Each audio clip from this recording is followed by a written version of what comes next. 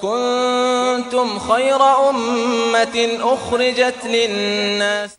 الحمد لله رب العالمين والعاقبة للمتقين وأشهد أن لا إله إلا الله وأشهد أن محمدا عبده ورسوله. أما بعد.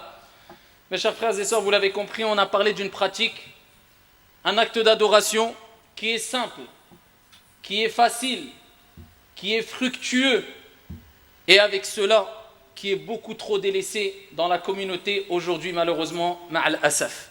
Ce n'est autre que cette pratique qui est le fait d'adorer ton Seigneur tabaraka wa ta'ala, de te rapprocher d'Allah jalla wa ala, d'être aimé par Allah subhanahu wa ta'ala, à travers le fait de dire astaghfirullah, tout simplement. Le fait de dire je te demande pardon, ô mon Seigneur, ô Allah. Le fait de demander pardon à Allah subhanahu wa ta'ala, c'est un acte d'adoration aimé par Allah jalla wa ala. Et Allah aime ceux qui lui demandent pardon. Wallahu yuhibbu at-tawwabin wa yuhibbu al-mutatahhirin. Allah jalla wa ala dit dans le Coran, et Allah aime ceux qui se repentent. Et at-tawwabin nous renvoie vers un shem, une racine qui nous rappelle l'augmentation. Ce n'est pas simplement de se repentir une fois ou deux fois, mais c'est de se repentir plusieurs fois, multiplier son repentir, et l'istighfar. Et c'est comme si Allah Jalla wa ala nous disait, eh bien même si tu commets plusieurs péchés, eh bien t'inquiète pas, eh bien tu peux toujours faire partie de ceux que j'aime, parce qu'Allah a dit j'aime ceux qui, c'est pas se rependre une fois ou deux fois, se rependre plusieurs fois. Donc celui qui se repent plusieurs fois, a fortiori il a commis plusieurs péchés. Donc même si tu as commis plusieurs péchés, eh bien tu as encore l'opportunité de te repentir plusieurs fois et de là d'être aimé par Allah subhanahu wa ta'ala.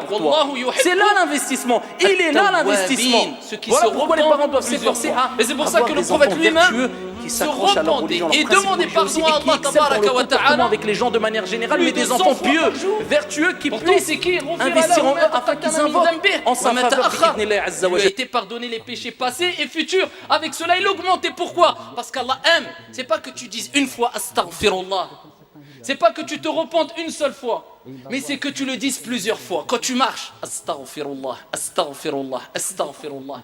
Quand tu conduis, quand tu te déplaces, avant de dormir, en te réveillant, en finissant la prière, dans ta prosternation, et ainsi de suite. Augmente al-istighfar, une pratique énorme et fructueuse et à la portée de toutes et tous. Qui d'entre nous, même celui qui a des difficultés dans la prononciation des lettres arabes, qui d'entre nous ne peut pas dire astaghfirullah? Et au pire, eh bien nous rappelons comme Allah Jalla wa ala a dit dans le Saint-Coran que parmi ces signes divins, Allah subhanahu wa ta'ala, c'est la diversité de vos langues. C'est un signe d'Allah Azza wa Jal.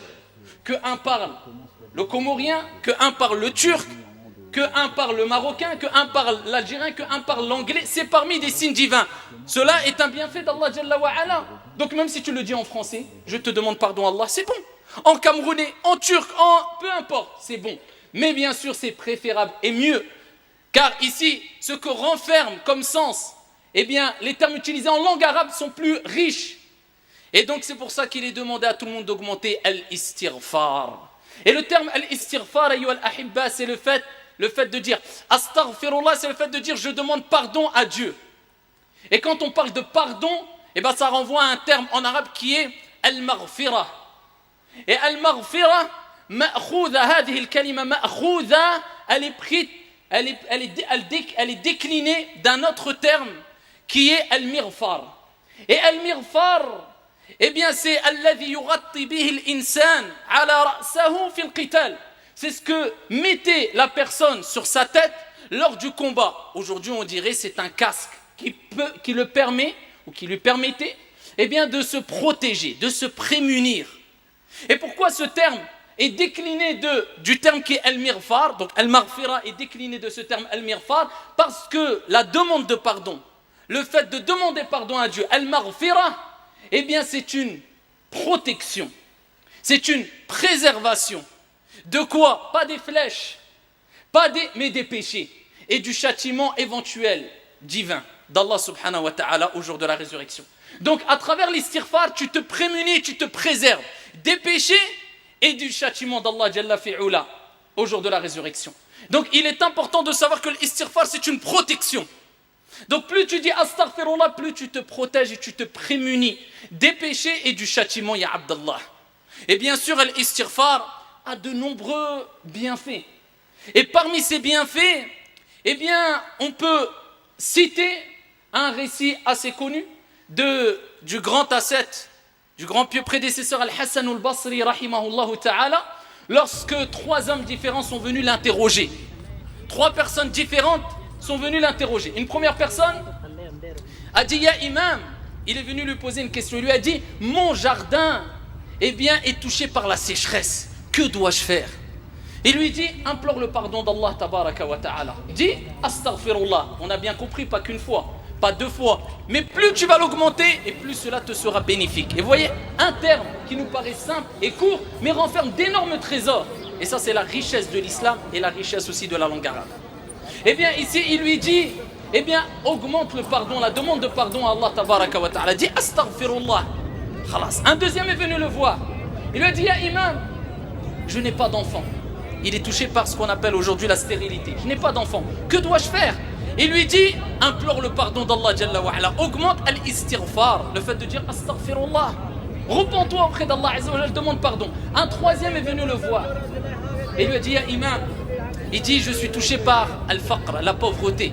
Il lui a dit, implore le pardon d'Allah Azza wa Jalla. Demande pardon à Allah subhanahu wa ta'ala. Une personne qui était en présence de Al-Hassan al-Basri a dit, Ya Imam, comment cela se fait-il que aux 3 personnes qui sont venues avec 3 situations différentes, tu leur as donné la même et unique réponse?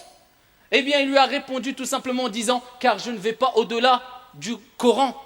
Car Allah subhanahu wa ta'ala a dit dans le Coran al-Karim, فَقُلْتُ اسْتَغْفِرُوا رَبَّكُمْ إِنَّهُ كَانَ غَفَّارًا حِكَايَةً عن نوح alayhi salam. En parlant et en citant ici la situation de Nuh alayhi salam qui lui a dit, et j'ai dit, فَقُلْتُ اسْتَغْفِرُوا, implorez le pardon d'Allah Jalla wa ala, c'est le grand pardonneur.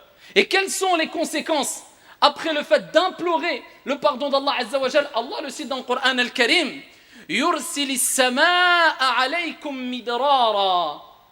Il fera descendre du ciel sur vous des pluies abondantes.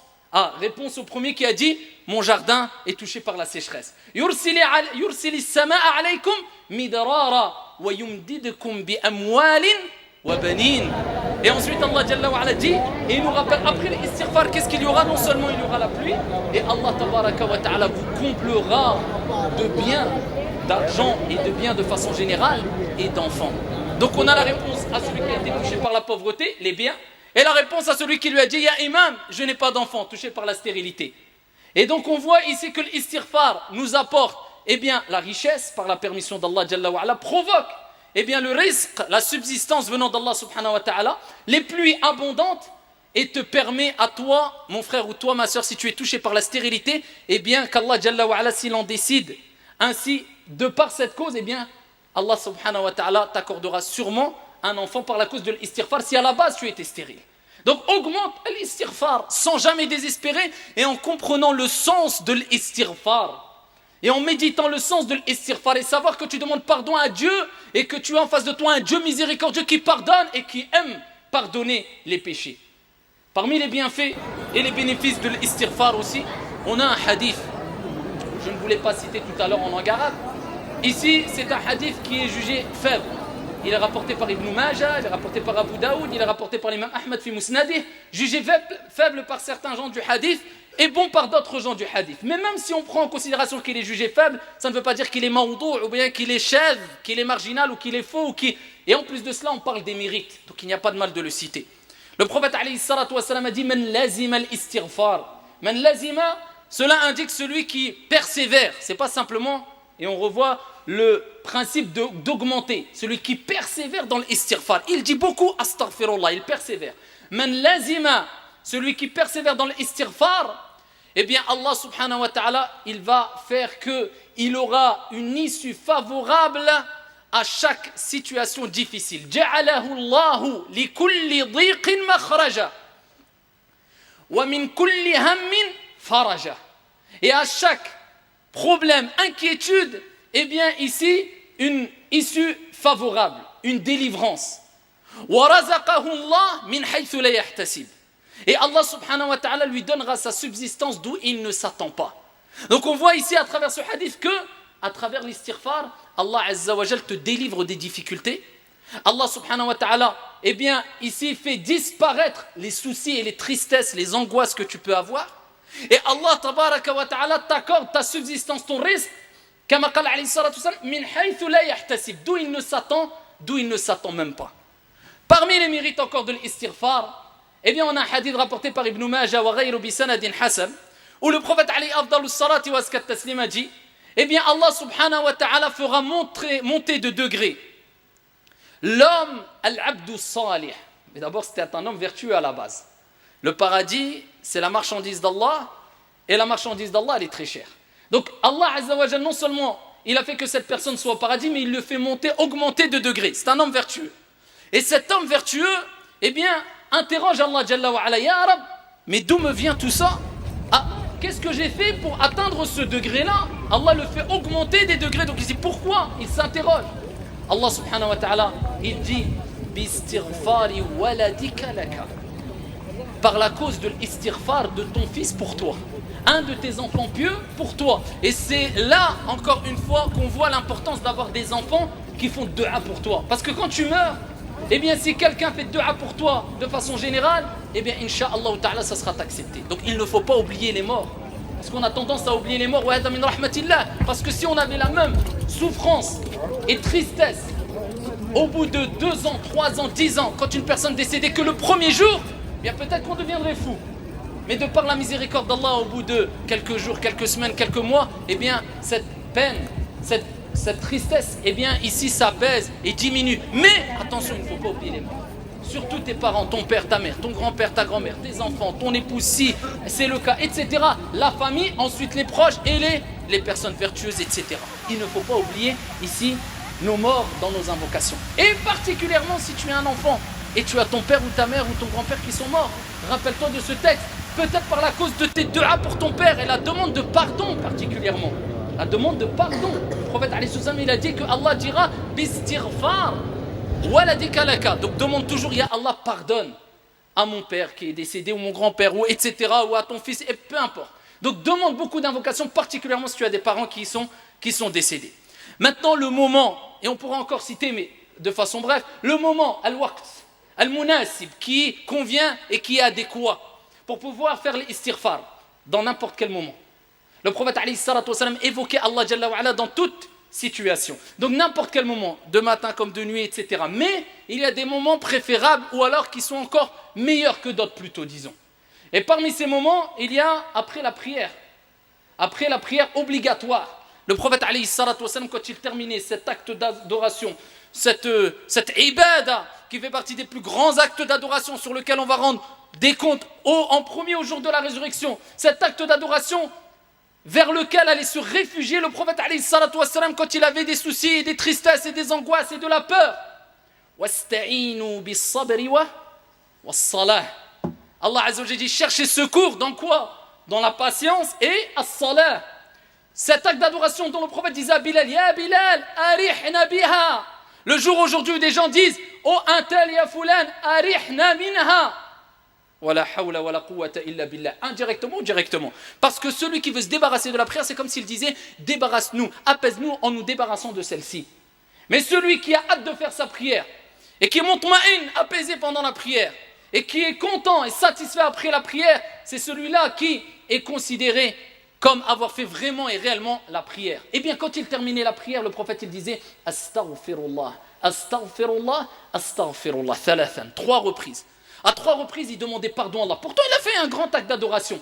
La preuve que même quand tu adores Allah tabaraka wa ta'ala, tu as encore besoin de demander pardon à Allah jalla wa ala, tellement que l'être humain a des manquements et est faible. Même quand il adore Allah tabaraka wa ta'ala, car les actes d'adoration ne correspondent pas réellement à la grandeur et à la majesté qu'Allah subhanahu wa ta'ala et l'adoration qu'Allah jalla wa ala mérite. C'est pour ça que le moins qu'on puisse faire, c'est d'adorer Allah jalla wa ala à travers les actes d'adoration qu'il nous a demandé. Et quand on termine, ne sois pas trop touché par al-ujb, le fait d'être trop fier de toi. Mais au contraire, rabaisse-toi et dis Astaghfirullah, Astaghfirullah, Astaghfirullah. Et ça nous rappelle qu'à chaque fois que tu termines un acte d'adoration, comme Allah l'a mentionné dans le Hajj pour quand il quitte les gens, le mont Arafat, etc. À chaque fois que tu termines une chose, demande pardon à Allah subhanahu wa ta'ala. Cela te poussera à te rappeler qu'il ne faut jamais être trop sûr de soi et ça te poussera à avoir ce qu'on appelle at-tawadu', la modestie bi'idhnillahi tabaraka wa ta'ala. D'autres moments aussi, eh bien c'est quand tu es dans une assise, tu parles avec tes frères, avec tes sœurs, tu parles, tu discutes, tu termines l'assise. Eh bien surtout nos assises aujourd'hui, on sait très bien qu'ils sont remplis de beaucoup de choses futiles, quelquefois malheureusement. Et ala kulli hal, même si ce n'est pas des choses illicites, quelquefois ça peut être ici des choses qui sont futiles. Donc nous disons qu'il est important d'obéir au prophète alayhi salatu wassalam. Quand il dit, eh bien celui qui quitte une assise, il termine une assise, il a discuté, une réunion, etc. Il dit, Subhanakallahumma wa bihamdik.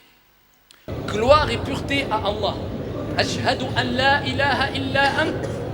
J'atteste qu'il n'y a de divinité digne d'être adorée si ce n'est toi. Ashhadu an la ilaha illa ant astaghfiruka wa atubu ilayk. Je te demande pardon et je me repens à toi. Celui qui dit ça, quand il a terminé une assise ou une réunion, ghufira lah. Le prophète alayhi salatu wasallam dit que ses péchés lui sont pardonnés. Subhanakallahumma wa bihamdik, ashhadu an la ilaha illa ant, astaghfiruka wa atubu ilayk. Et parmi les choses à retenir aussi, c'est de quelle manière demander le pardon à Allah tabaraka wa ta'ala. Il y a plusieurs manières. La manière simple et efficace et complète aussi de dire astaghfirullah. Tout le monde peut le faire. Astaghfirullah. Tu peux rajouter astaghfirullah wa atubu ilayk ou bien wa atubu ilayk. Je te demande pardon et je me repens à toi. Il y a dans un autre hadith, le prophète alayhi salatu wassalam, nous a donné une indication concernant ici une manière de demander pardon. On peut la dire aussi et c'est très efficace bi'idhnillahi tabaraka wa ta'ala et c'est plus complet. Le prophète alayhi salatu wassalam a dit, celui qui dit astaghfirullah al-azim alladhi la ilaha illahu al-hayyul qayyum wa atubu ilayh ghufira lahu. Celui qui dit cette invocation astaghfirullah al-azim, je demande pardon à Allah le grand, l'immense, alladhi la ilaha illahu, celui qui n'a aucun associé, la ilaha illahu, al-hayyul qayyum, le vivant, celui qui subsiste par lui-même, wa atubu ilayh, et je me repens à lui, eh bien ses péchés sont pardonnés. Et parmi, et disons même, la meilleure formule, la formule maîtresse de la demande de pardon, eh bien on l'a déjà cité dans plusieurs prêches, c'est celle qui est appelée Sayyidul Istighfar. Donc c'est la formule maîtresse de pardon. Et le prophète alayhi salatu wassalam a dit, et cela je vous renvoie à Hisnul Muslim par exemple, citadelle du musulman ou autre, cela il est demandé de l'apprendre par cœur. C'est pas obligatoire bien sûr, mais c'est fortement recommandé. Et tu perds gros si tu ne l'apprends pas. Et au début ne l'apprends pas par cœur. Lis-la, une fois le matin, une fois le soir. Au bout de 2 jours, 3 jours, allez, même si tu as du mal au niveau de la mémoire, au bout d'une semaine, 2 semaines, 3 semaines, tu vas la retenir par cœur. Allahumma anta rabbi, la ilaha illa ant. Le prophète il dit, celui qui dit ça, écoutez bien, Allahumma anta rabbi, la ilaha illa ant. Oh Allah, tu es mon Seigneur. La ilaha illa ant. Il n'y a de divinité autre que toi. Khalaqtani wa ana abduk. Tu m'as créé, je suis ton esclave, ton serviteur. Khalaqtani wa ana abduk wa ana ala ahdika wa wa'dika mastata'at. Et je me conforme autant que je peux à mon engagement et à ma promesse vis-à-vis de toi. Eh bien, quand tu dis cette invocation complète, eh bien, tu vas voir les fruits qui vont en découler. Allahumma anta rabbi, la ilaha illa ant, khalaqtani wa ana abduk, wa ana ala ahdika wa wa'dika mastata', a'udhu bika min sharri ma sana'at, wa abu'u laka bi ni'matika alayya.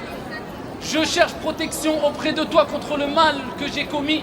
Wa abu'u laka bi ni'matika alayya, et je reconnais tes bienfaits sur moi. Wa abu'u bi dhanbi, et je reconnais mon péché. Faghfirli, pardonne-moi. Fa innahu la yaghfiru dhunuba illa ant.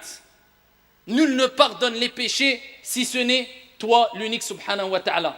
Le prophète alayhi salatu wa sallam a dit, celui qui dit cette dua le matin et il meurt avant le soir et il l'a dit avec certitude, on en revient. C'est pas comme certains quand ils terminent la prière, subhanallah, subhanallah, subhanallah, subhanallah. C'est mieux que tu dises subhanallah une fois que tu es subhanallah, subhanallah, on comprend rien. Regarde, astaghfirullah. Déjà, astaghfirullah. Je ne veux pas rentrer dans les détails dans l'oreille et autres, mais le fait de dire astaghfirullah, ça veut presque rien dire dans certains cas. C'est astaghfirullah. Je demande pardon à Allah. C'est pas astaghfirullah. Donc imagine-toi le subhanallah, c'est quoi? Subhanallah. Alhamdulillah ila akhir. Pareil, cette invocation, celui qui dit avec certitude, il meurt la journée, dakhal al-jannah, il rentre au paradis. Et celui qui l'a dit le soir, et il meurt avant le matin, et il l'a dit avec certitude, eh bien le prophète alayhi salatu wassalam, il dit, il rentre au paradis. Ça veut dire celui qui l'a dit le matin, il meurt dans la journée, il rentre au paradis. Celui qui l'a dit le soir, eh bien il meurt le soir, il rentre au paradis bi'idhnillahi tabaraka wa ta'ala. Et pour terminer, il est important de savoir que le repentir, et quand on commet des péchés, c'est très important de faire al-istighfar. Mais ça ne suffit pas, il faut bien sûr que le péché qui a provoqué le fait qu'on demande pardon à Allah Azza wa Jal, eh bien il soit abandonné. Et on n'y persiste pas sciemment. Et c'est pour ça qu'Allah tabaraka wa ta'ala, quand il parle dans le Coran al-Karim des gens bienfaisants, al-muhsinoun, eh bien il cite plusieurs caractéristiques. Et parmi ces caractéristiques, c'est وَإِذَا فَعَلُوا فَاحِشَةً أَوْ ظَلَمُوا أَنفُسَهُمْ ذَكَرُوا اللَّهَ فَاسْتَغْفَرُوا لِذُنُوبِهِمْ. Et lorsqu'ils commettent une turpitude, ou bien ils agissent injustement envers leur propre personne, ils se souviennent d'Allah tabaraka wa ta'ala et فَاسْتَغْفَرُوا لِذُنُوبِهِمْ. Et ils demandent pardon à Allah Azza wa Jal pour leurs péchés. Et ensuite Allah tabaraka wa ta'ala dit وَمَنْ يَغْفِرُ الذُّنُوبَ إِلَّا اللَّهِ. Et qui pardonne les péchés si ce n'est Allah subhanahu wa ta'ala? Il dit Allah وَلَمْ يُسِرُّوا عَلَى مَا فَعَلُوا وَهُمْ يَعْلَمُونَ. Et ils ne persistent pas sciemment dans le péché qu'ils commettaient.